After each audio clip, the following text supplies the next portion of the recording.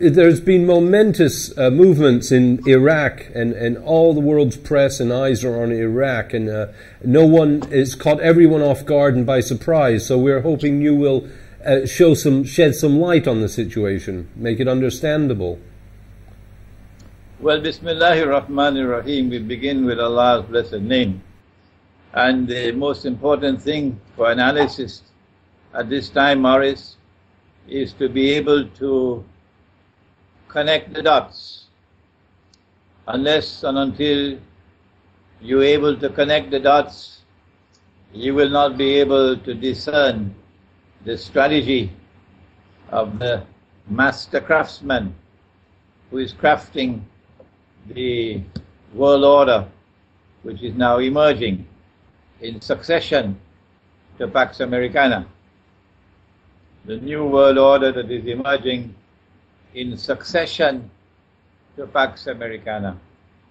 The master craftsman is doing it with great skill, and one of his stratagems is diversion, to divert attention from here to there, to there, to there, to there. Which is why if you look at the television screen today, and I don't have a television in my home, Morris. Thank God. If you look if you look at the television screen, you see that the images keep on changing rapidly.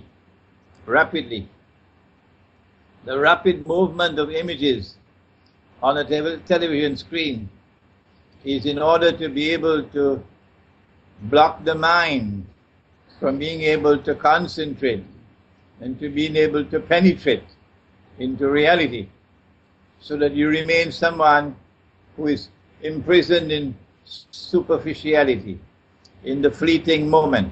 That's all you do. You are living and you are imprisoned in the fleeting moment. So if you're able to connect the dots, then and only then can you discern the big picture. And the big picture is that, number one, the master craftsman is hell-bent on fomenting Shia-Sunni civil war. And in order to foment Shia-Sunni civil war, he has to demonize the Shia, so that the Sunni become all revved up for war with the Shia. And that has been going on for some time now.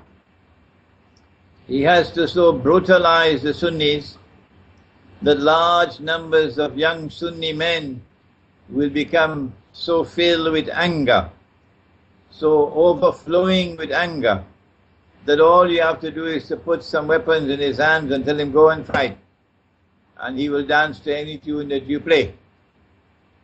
So what they did in Libya, and then what they did in Syria, is what they're now doing in Iraq. It's the same master planner at work, the same supplier of weapons. And I want to assure you that this body called themselves ISIL, or that's the French, and ISIS in English, this body of so-called Mujahideen, I want to assure you, Morris, they're not getting their weapons from Santa Claus. No. The same Santa Claus who supplied weapons to them in Benghazi, so that they're able to take over Libya. The same assortment of Santa Clauses who have been supplying them with weapons and training and US dollars for them to wage their bogus jihad in Syria. I am absolutely certain, Morris, that it is the same Santa Claus at work, supplying weapons and supplying training and supplying funds for this, what is now occurring in northern Iraq. And the purpose is, of course, ultimately to serve the cause of the Zionists. The purpose is ultimately to ensure that Israel would have an easier task, an easier fight on her hand to succeed the United States as the next ruling state in the world, to create turmoil and create disorder in the Arab world in particular, to create civil war in the House of Islam. And that's what they're doing in northern Iraq. Is it not the case that there is also popular support for the uprising in Iraq? ISIS is only a few thousand fighters. It could not possibly be taking over huge towns and cities without local support. We have someone from northern Iraq sitting with me here now. It appears it's not just a matter of local support, and of course the Sunnis in Iraq would feel a certain amount of grievances over majority Shia rule when they have been ruling over the country for so long. But it is also a conscious decision on the part of the Iraqi government to withdraw the armed forces of Iraq from all of these areas. So there's no fight. The ISIS is not defeating them on the battlefield. It is rather that the Iraqi government has decided to withdraw her armed forces from that part of Iraq. Well, there's been a lot of disquiet from Maliki about the amount of troops that ran, deserted, absconded, and there's a lot of publicity given now to how much is being paid to new volunteers to battle ISIS. But I'd like to make this point that ISIS is only a few thousand fighters. They surely can't just approach a town of a few 100,000 people and overwhelm it within hours, which is what we are witnessing. What I'm saying is there must be Saddam loyalists, Baathists, and various others there supporting them. There's also the undercurrent of an emerging Shia-Sunni civil war. If ISIS is comprised of Sunni warriors, then they can exploit the underlying Sunni sentiment of discontent with the Shia, which has been playing for some time now. Okay? The mastermind is succeeding, and succeeding dangerously so, in approaching that point when he will succeed eventually in fomenting overall Sunni Shia civil war. In a previous interview, I had mentioned that perhaps behind the scenes there is a second track of negotiations going on with Iran. A secret track of negotiations going on with Iran, where an offer is being made, a plum which is so juicy, that only the best of all can refuse it. And that is for the triumph of the Shia version of Islam over the Sunni. For that triumph of Shia Islam to take place, you have to facilitate the emergence of an Imam al-Mahdi who will be accepted in Mecca. In order for Mecca to accept the Imam al-Mahdi, Mecca has to be under Shia rule. How can Mecca be under the Shia rule without some kind of very astute diplomacy with Iran and very astute military planning, with a number of people facilitating, surprisingly, facilitating a movement towards Iran taking over Mecca. I don't want to speak any more on this Mecca. I just want to leave the dots for those who have the intelligence to be able to connect the dots.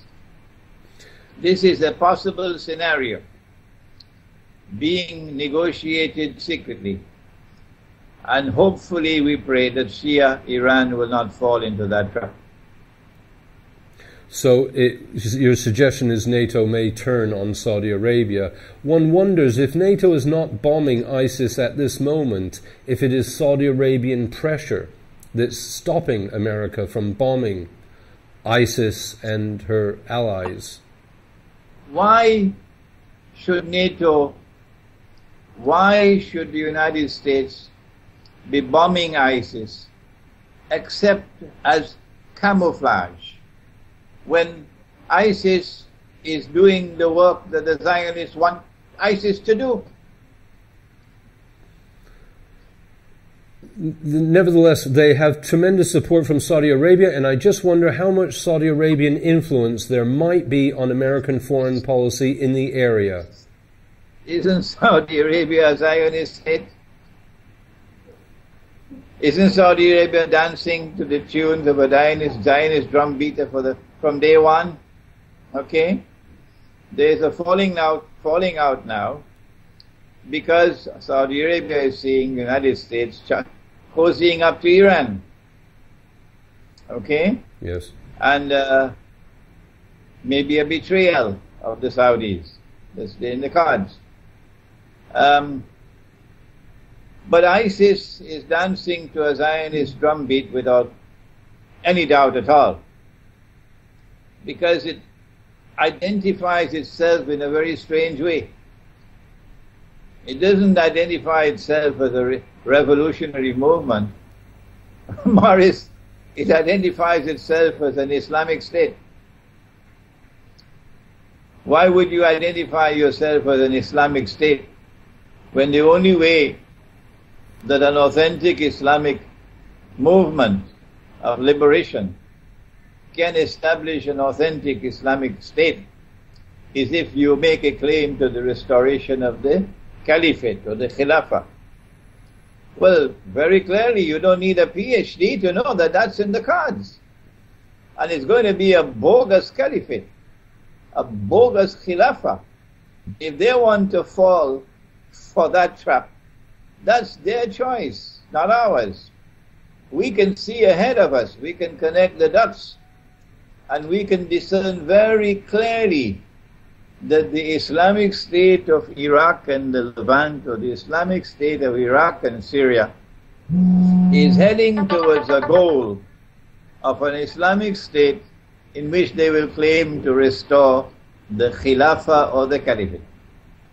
And we are saying up front, before they achieve it, that it'll be as bogus a Caliphate as the paper money that we're now using as money. You know, in Syria, there's been alarm bells for a long time about this ISIS group as being even more extreme than the other groups. And so people that are supporting the Bashar Assad government are very much, they want to attack ISIS in all ways. And the problem is, I'm worried they're going to be duped. And America is, at some point, going to start to bomb ISIS in Syria. In other words, America's about, is it preparing to re-penetrate the Middle East? Is it about to reoccupy the Middle East or re-destroy it? There appears to me, Morris, to be evidence in our eschatological data. Sorry for using such technical language. Islamic eschatology envisages or anticipates precisely that a new Western military presence in the Arab world, when they're going to land, as the Prophet said, alayhi salatu wasalam, in the area north of Damascus, where a big war is going to be fought. So yes, they're preparing for that Western intervention, military intervention. But a Western bombing of ISIS, I think it's only going to be window dressing. Like an Israeli attack on Iranian nuclear plants will be only window dressing, meant to provoke Iran into a military response that will be which will entirely meet the approval of Israel. We're all being manipulated. The Zionists have outsmarted everyone for centuries, it seems. Yeah. So I'm afraid that we're using ISIS as a caricature, and it's not reflecting the reality on the ground. I'm repeating myself, but there's a lot of Baathists, Saddam loyalists. There's been a lot of injustice to the Sunnis in Iraq. They're taken off the streets, they're put in prison, they're never tried, they're locked up for years. There are many accounts of these types of stories. So I'm worried that we're all focusing on ISIS when in fact ISIS is actually a small part of the picture. The support that you speak of was deliberately and carefully cultivated. They created it so that they could exploit it the way they're now exploiting it. You don't need a PhD to understand that. Yes. The same thing happened in Egypt. They created the sea of discontent through their manipulation of money, the banking system, the monetary system, the economic hardship. They created it, they cultivated it, and then they exploited it in the Arab Spring. You don't need a PhD to understand that. The role of Turkey in this situation, it would seem there's more and more voices of opposition growing within Turkey saying, look, your foreign policy is leading to disaster. Even calls for the government to resign in Turkey. Do you think Turkey may alter course, given its experience here of the consul general being taken, diplomatic staff being taken hostage, etc.? And it's sort of supported ISIS somewhat as well. It's not even a banned organization in Turkey. The Ottomans so-called Islamic State, had a PhD in its bogus support of the Sunni cause.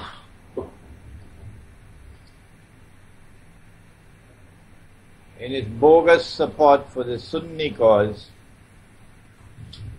in the Sunni-Shia rivalry, the Ottoman state waged bogus jihad against the Shia for centuries in order to keep the Shia-Sunni rivalry and hatred burning very fiercely. And modern-day Turkey, which aspires to be the successor of that Ottoman so-called Islamic State, would therefore be true to its antecedents in again supporting such a cause that would stoke Sunni-Shia civil war. What ISIS is doing is precisely that, creating conditions which will force Iran and force Shia Iraq to respond militarily. And as Shia Iran and Shia Iraq respond militarily, then the Sunnis around the world will come to the rescue. And you're going to have it.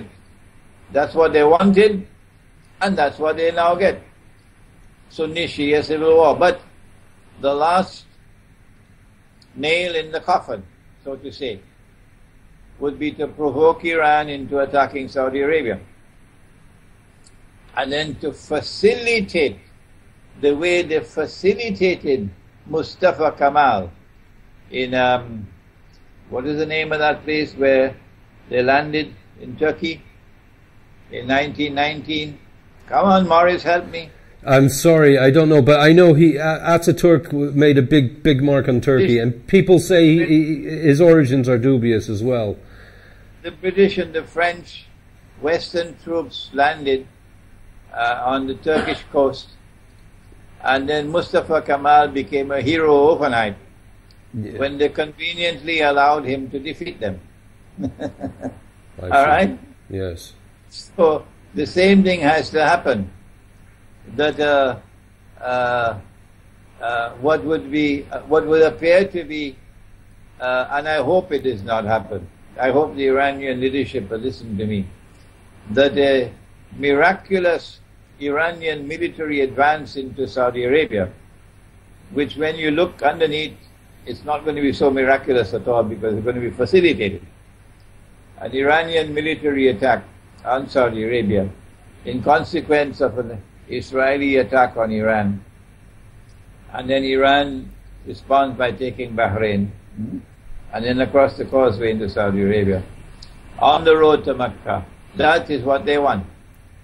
because that's going to be the last nail in the coffin, ensuring Sunni Shia civil war. What ISIS is doing is playing into their hands, giving them precisely that Sunni Shia civil war that they want. Secondly, ISIS is playing into their hands because you can close your eyes and see what's the plan. The plan is to create an Islamic state, a bogus Islamic state, a Zionist Islamic state. And that Islamic state will claim to recover the Khilafah or the Caliphate, the Sunni Caliphate. You can see in advance this is what they're planning. But it cannot be a real Caliphate. No. It's going to be a bogus Caliphate. And I'm saying that up front. All the reports I see say ISIS has 10,000 fighters in Syria and Iraq. That is not a large amount of people, and certainly not to be conquering huge swathes of territory. I think we're also being manipulated to think they're a greater power than they are.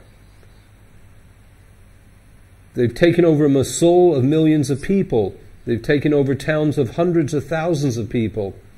They can't spread themselves that thin. It's not possible that they're such a big force. I think the name of the town is Mosul. Okay. Mosul, yeah. And I think that we have to ask, why has the Iraqi armed forces withdrawn? So you don't have a fight to the finish. It's not a case of they taking over. It is a case of they replacing the Iraqi armed forces. When the Iraqi armed forces withdrew, why are they withdrawing? I can't answer that question, Maurice. I don't know why they're withdrawing. Maybe you can find out from someone else. Why have the Iraqi armed forces withdrawn? Well, Maliki seems to have failed miserably as a unifying force in Iraq. It seems he's lost the support of Iran, the United States, and absolutely everyone. He has misplayed some cards. You cannot unite Iraq in the same way that you cannot reunite Ukraine if you follow the Shia foreign policy of the Maliki government, or you follow the foreign policy and the domestic policies of the present people who sit in Kiev. You have to build a plural model of a state for a plural polity. Putin, to his credit, and Russia, to its credit, has been asking for precisely that, to negotiate a federal agreement. I don't call it federal, I call it a plural model of a state for Ukraine, because it's not a homogeneous society. It's not a homogeneous polity. This is what our Prophet, Allah's blessings be upon him, did when he went to Medina. He found a polity which was comprised of heterogeneous units. There were Jewish tribes, some of which were locked in war with each other. And there were pagan Arab tribes. And then you had people who had migrated from Mecca. So you had three big groups of people. One, the Muslims. Number two, the pagan Arabs. And number three, the Jews. And he patiently negotiated over a period of 7 months a constitutional agreement with which he was able to create a plural model of a state in which the individual was not the unit of the state, but rather the different groups which were heterogeneous. Ukraine is not a homogeneous society, and not a homogeneous polity. And the fools who now hold power in Kiev are unwilling to accept that. Similarly with Shia foreign policy in Iraq. Iraq is not a homogeneous polity. Iraq is very clearly divided into several different main groups. amongst which the biggest is the Shia-Sunni divide, but that's not the only one. You have the Arab-Kurdish divide, okay?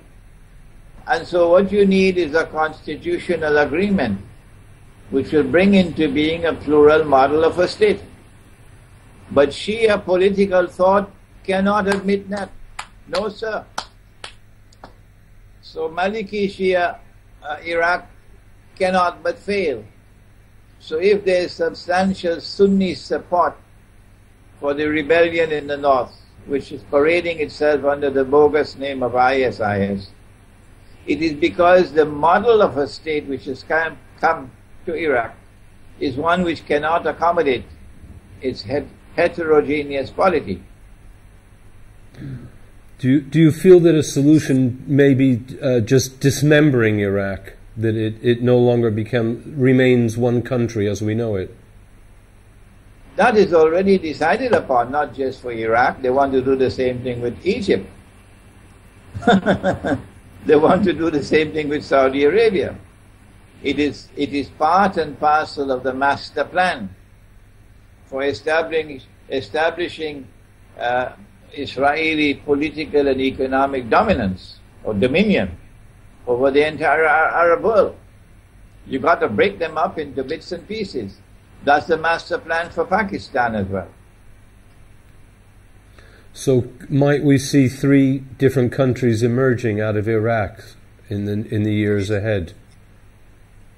Like Somalia today, like Libya is already disintegrating, okay, into different warring factions which may not even be called states. It's mayhem, it's disorder, and that's what they want. It will facilitate Israel in her effort to try to succeed the United States of America in establishing Pax Judaica, which will replace Pax Americana. And to finish off, to return to Iraq for 1 second, where is this leading to? Is there any light at the end of the tunnel? Do you just see a Shia-Sunni civil war only? I hope and I pray that there are sufficient people in the world today who have the capacity to connect the dots and to discern or to understand the strategy of the Zionists, and therefore to take appropriate action in order to forestall or to prevent the emergence of that universal Sunni Shia war. I can only pray for that. Whether or not they will succeed in bringing about Sunni Shia civil war in the world of Islam, I really do not know whether this will succeed. But unfortunately, the wind seems to be blowing in that direction. I guess it's only natural that Saudi Arabia should have gained so much influence in Iraq when there was such a vacuum and probably so much injustice. The Americans had sown the injustice to begin with. Yeah, well, we covered that subject already. Okay. You sow the seeds of discontent and then you exploit it to your advantage. You sow the seeds of discontent and then you exploit it to your advantage.